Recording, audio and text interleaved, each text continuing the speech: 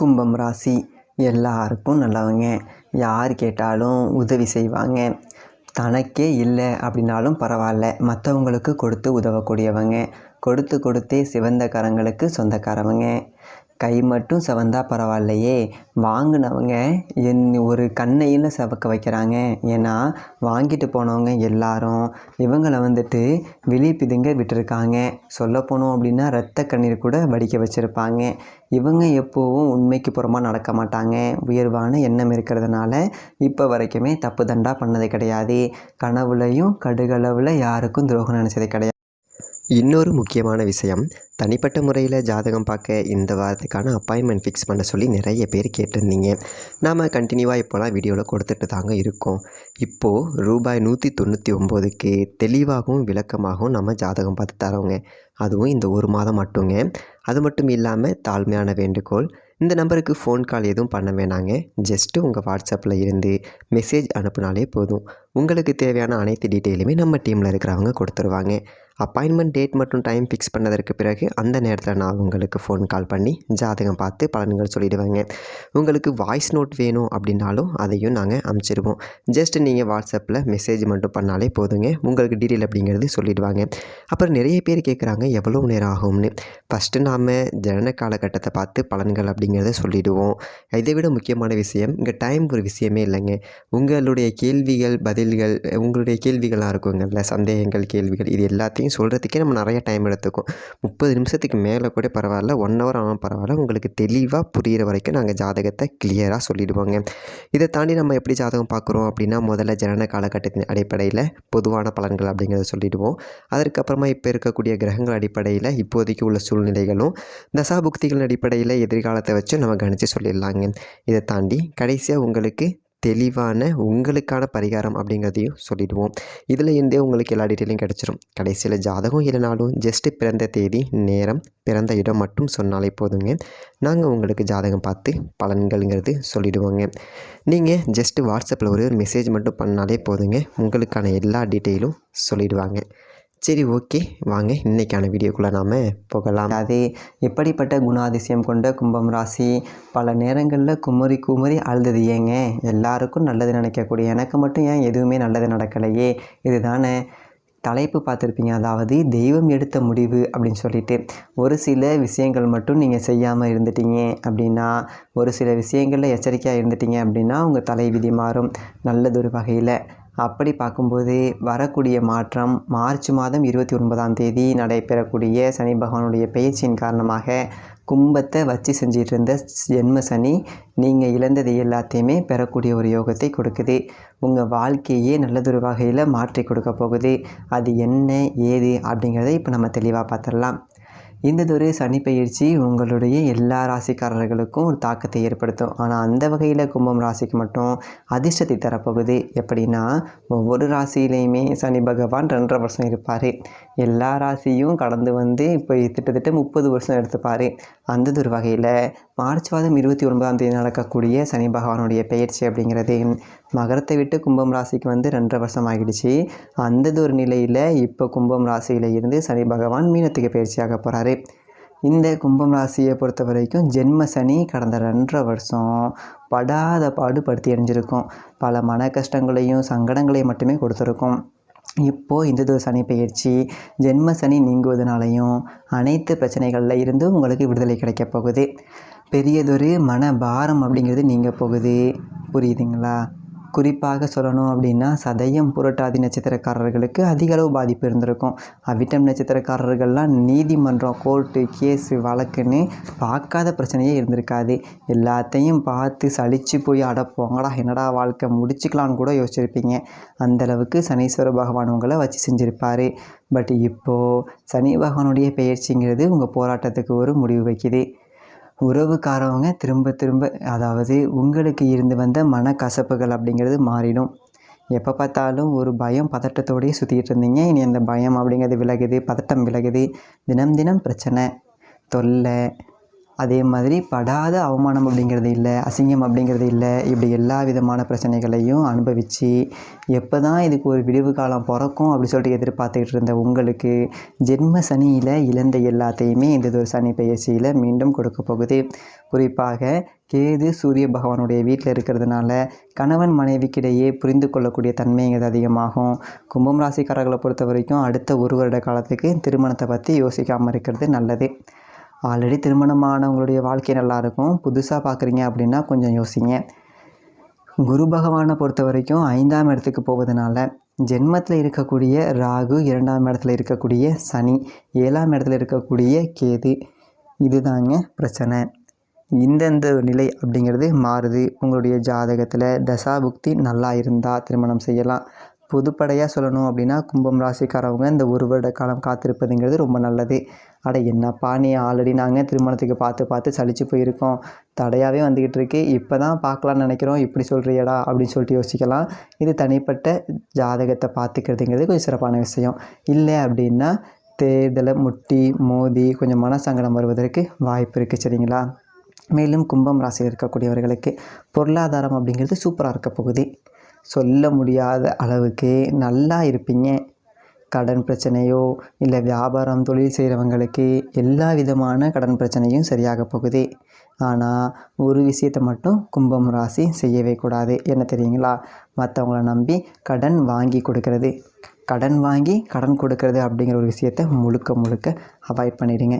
சரி, ஓகே, நம்ம இப்போது சனி பெயர்ச்சி பலன்கள் அப்படிங்கிறதே பார்த்துட்ருக்கோமே, கூடவே சேர்ந்து இந்த மாதத்துக்கான பலனையும் பார்த்துடலாம் அப்படின்னு சொல்லிட்டு பார்த்தோம் அப்படின்னா, இந்த முக்கியமான கிரகங்கள் எல்லாமே மீனம் ராசியில் குரு பகவானோட வீட்டில் இருக்குதுங்க. சரிங்களா?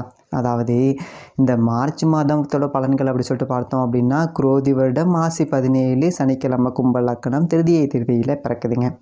இப்போ இந்த மாதத்தோட கிரகநிலைகள் அப்படி சொல்லிட்டு பார்த்தோம் அப்படின்னா, சூரியன் கும்பம் ராசியில் இருக்கார். 15ஆம் தேதி மீனம் ராசிக்கு போகிறாரு. செவ்வாய் மிதுன ராசியில் பலம் அடைஞ்சிட்டாரு. புதன் மீனம் ராசியில் இருக்கார். 18ஆம் தேதி வக்ரகதியில் பின்னோக்கி கும்பம் ராசிக்கு போகிறாரு. சுக்கிர பகவான் மீனத்தில் உச்சம்.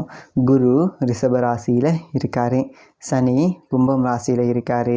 நீங்கள் அவளோட எதிர்பார்த்துட்டு இருந்த சனியினுடைய ஆட்டம் அப்படிங்கிறது மார்ச் 29ஆம் தேதி தொடங்க போகுது மீனம் ராசிக்கு. அதோட ராகு மீனத்தில் இருக்கார், கேது கன்னியில் இருக்கார். இந்த கிரக அமைப்புகள், ராசி மாற்றங்கள், கிரகங்களுடைய வக்ரநிலை, பரிவர்த்தனை யோகங்கள், கூட்டு கிரக சேர்க்கைகள், இது எல்லாம் சேர்ந்து பல அதிசயங்கள் அப்படிங்கிறதையும் இந்த ஒரு மாதத்தில் உங்களுக்கு நடத்தி காட்டப் போகுது. சரி, உங்களுடைய ராசிக்கு அப்படி என்னதொரு அதிர்ஷ்டம், நம்ம திட்டம் போடுறதுலாம் நடக்குமா நடக்காதா, அப்படியே பயங்கர சிந்தனையோட இந்த ஒரு வீடியோவுக்கு நீங்கள் பார்க்க வந்திருப்பீங்க. தொடர்ந்து பாருங்கள். உங்களுக்கு நன்மைகள் அப்படிங்கிறது நடக்கும் அப்படிங்கிற நம்பிக்கையோட வாக்கு சொல்கிறோம். கும்பம் ராசி நேயர்களே, உங்களுக்கு இந்த ஒரு மார்ச் மாதம் எப்படி இருக்குது அப்படின்னு சொல்லிட்டு பார்த்தோம் அப்படின்னா, ஜென்ம சனி அப்படிங்கிறது கழிய போகுது அப்படிங்கிற ஒரு செய்தி அப்படிங்கிறத இந்த ஒரு மார்ச்சுக்கு மேலே உங்களுக்கு பெரியதொரு நம்பிக்கையே கொடுத்துருக்கும்.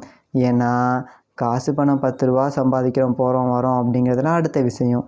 10 ரூபா கடன் வருது, சரி இப்போது இன்றைக்கி இல்லைனாலும் நாளைக்கு சம்பாதிச்சு அடைச்சி போடலாம். நேற்று காசு வச்சுருந்தோம், இன்றைக்கி இல்லை, நாளைக்கு வராதா, இல்லை நேற்று இல்லை இன்றைக்கி வச்சுருக்கோம், நாளைக்கு இல்லாமல் கூட போகும் அப்படிங்கிற அளவுக்கு பெரியதொரு பக்குவம் அப்படிங்கிறது கும்பம் ராசிக்காரர்கள்ட்ட இருக்கும். அதனால் காசை பற்றி பெருசாக கவலை இல்லை. உடம்புல வந்துட்டு எந்ததொரு வியாதியும் இல்லாமல் நல்லபடியாக இருந்தால் போதும், மனசில் நிம்மதி இருந்தால் போதும். காசு பணம் என்னடா பெரிய காசு பணம் அப்படிங்கிற மாதிரி மனநிலைக்கு கும்பம் ராசிக்காரவங்க இந்த ஒரு ஜென்ம சனி அப்படிங்கிறது பக்குவப்படுத்தியிருக்கோம். ஏன் அப்படின்னா, நிறைய நம்பினவங்க எல்லாம் ஏமாற்றிருப்பாங்க, நிறைய துரோகம் அப்படிங்கிறத தாங்கியிருந்திருப்பீங்க, பெரிய அளவில் பிரச்சனைகள் அப்படிங்கிற எல்லாத்தையுமே நீங்கள் அந்த ஒரு காலகட்டம் அதில் வந்துட்டு பார்த்துருப்பீங்க. அது மட்டும் இல்லாமல் நம்பினவங்க எல்லாமே ஏமாற்றிருந்துருப்பாங்கல்ல, துரோகம் இதெல்லாம் கஷ்டமாக இருந்திருக்கும். ரொம்ப பிரச்சனை கூட கஷ்டமாக இருந்திருக்கும். நாம் யாருக்கு நல்லது செய்ய போனோமோ அதுதான் வந்துட்டு நமக்கு கெடுதலாக போயிருந்திருக்கும். அவனுக்கு போயிட்டு நல்லது நினச்சனடா, எனக்கு இது தேவை தான் அப்படின்னு சொல்லிட்டு நாமளே நொந்துக்கிட்டாலும், நம்மளை சுற்றி உள்ளவங்களாம் நம்மளை ஏதோ பெரிய விரோதி, நம்மளை ஏதோ பெரிய கொலை குற்றம் செஞ்ச மாதிரியே உங்களை பார்த்துருப்பாங்க ஜென்ம சனி காலகட்டம் அப்படிங்கிறதுல. அப்படிப்பட்ட ஜென்ம சனி அப்படிங்கிறது இந்த ஒரு மாதம் கழிய போகுது அப்படிங்கிறது ஒரு நல்லதொரு மாற்றம், ஒரு நேர்மறை ஆற்றல் அப்படிங்கிறத உங்களுக்கு கொடுத்துருக்கோம். ஆனால் இந்த ஒரு மார்ச் 15 வரைக்கும் நீங்கள் இன்னும் கொஞ்சம் கூடுதல் கவனமாக இருக்கணும். ஏன்னா அந்த சனியினுடைய பெயர்ச்சி அப்படிங்கிறது 29ஆம் தேதி இருந்தாலும் உங்களுடைய ராசிக்குள்ளேயே பகை கிரகமான சூரியனோட சனி அப்படிங்கிறவர் சேர்ந்திருக்காரு. அப்போ ராசிக்குள்ளேயே இந்த பகை சேர்ந்திருக்கு அப்படிங்கும்போது நாம் கொஞ்சம் காசு பணம் கட்டண செலவாகும், குடும்ப சுமை கொஞ்சம் கூடுதலாக இருக்கும். திடீர்னு நம்மளுடைய வாழ்க்கையில் மாற்றங்கள் அப்படிங்கிறது வந்துக்கிட்டே இருக்கும். நேற்று நல்லா இருந்தோம், இன்றைக்கி நல்லா இல்லை. என்ன மனசுக்கு நிம்மதி இல்லாத ஒரு போக்காக இருக்குது. எது எப்போ நடக்கும்னே தெரில. எவன் எந்த பக்கம் நமக்கு நல்லது நினைக்கிறவன், கெடுதல் நினைக்கிறவன், கெட்டதவன் நினைக்கிறவன் கூட எதை தேவலாம் போல் அப்படிங்கிற மாதிரி ஆகிப்போச்சு அப்படிங்கிற மாதிரி யோசிக்க வச்சுருக்கோம். கொஞ்சம் அனுபவஸ்தர்களுடைய ஆலோசனை அப்படிங்கிறத கொஞ்சம் அவசியமாக கேட்டுக்கணும். எந்தது ஒரு காரியத்தை செய்கிறதாக இருந்தாலும் வீட்டில் உள்ள பெரியவங்கள்ட்ட, குறிப்பாக தாயார்கிட்ட, வீட்டில் உள்ள பெரிய பெண்கள் யாரோ அவங்கக்கிட்ட ஆலோசனை கேட்டு அதன்படி நடந்துக்கிறது அப்படிங்கிறது தான் நல்லது. இந்த ஜீரண கோளாறு அப்படிங்கிறது இந்த ஒரு மாதம் 15 தேதி வரைக்கும் கொஞ்சம் அதிகமாக இருக்கும். அல்சர் பிரச்சனை, தொண்டையில் புண்ணு, வயிற்றில் பிரச்சனை, இது கண்டிப்பாக ஏற்கனவே இருந்திருக்கும். ஜென்மசனி காலகட்டத்தில் இந்த ஒரு மாதம் கொஞ்சம் கூடுதலாக காட்டும். உடலை போட்டு அனத்தி எடுக்கும். உடம்புல சத்தே இல்லை, கிறுகிறுன்னு வராப்பில் இருக்குது, அப்படியே சோர்ந்தாப்புலையே இருக்குது. படுத்தா சரி வேலைக்கு போகலான்னு எந்திரிச்சா சரி இப்போது நாளைக்கு போவோம், நாளான்னைக்கு போவோம் அப்படிங்கிற மாதிரி ஆளை போட்டு அனத்தி வச்சுருக்கோம். அப்படி தான் இருக்கும் பாதி பேருக்கு. ஸோ அது பெரிய விஷயம் இல்லை, கொஞ்சம் இழுத்து பிடிச்சி ஓட்ட பாருங்கள். அதே மாதிரி ராசிக்கு 6வது வீட்டில் செவ்வாய் இருக்கிறாரு. தொழில் ஸ்தானாதிபதியாகவும் செவ்வாய் தான் அவங்களுக்கு இருக்கார்.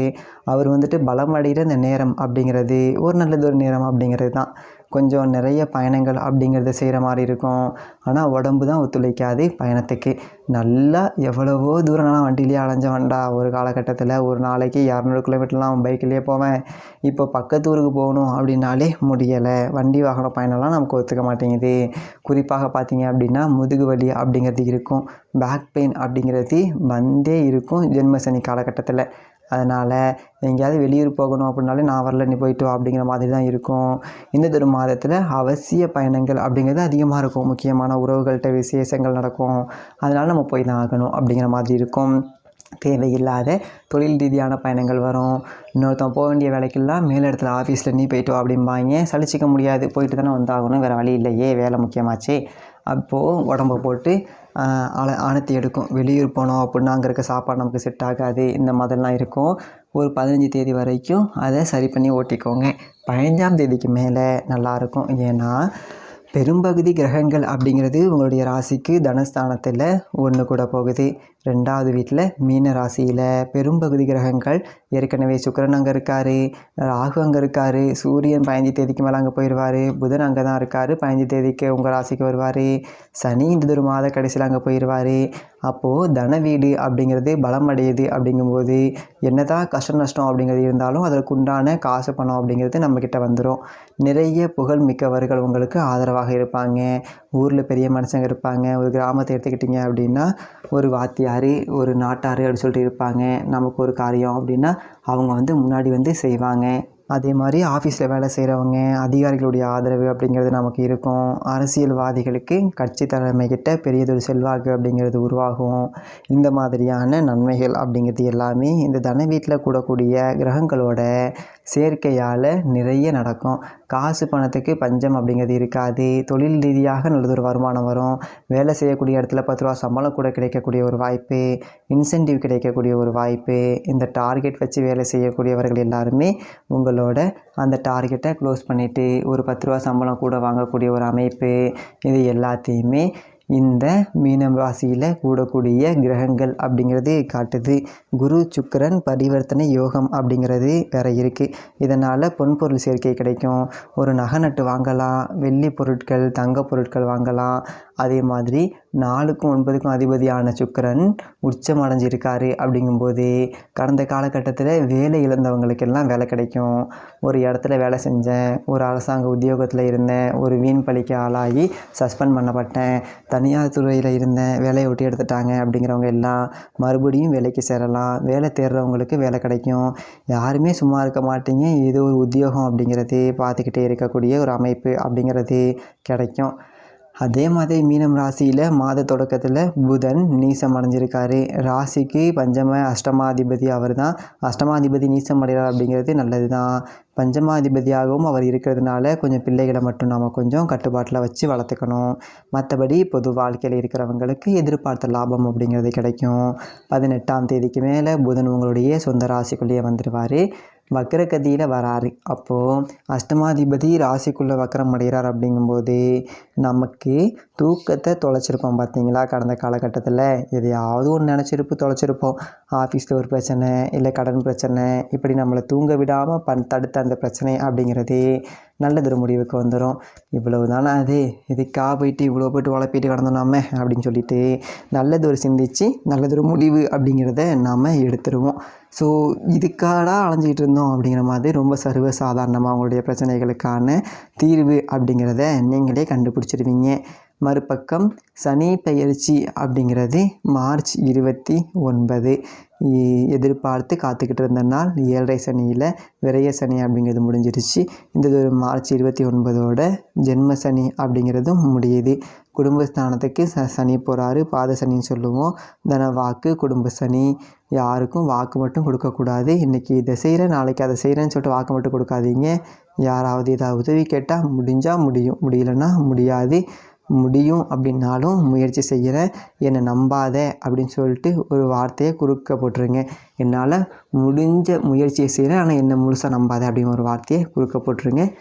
டியூ டு பாதுகாப்பு கருதி சரிங்களா. கடன் வாங்கி கடன் கொடுக்கவே கூடாது. ஓகே, இதே மாதிரி நல்ல வீடியோவில் பார்ப்போம். தனிப்பட்ட முறையில் ஜாதகம் பார்க்கணும்னா கீழே இருக்க நம்பருக்கு கான்டாக்ட் பண்ணுங்கள்.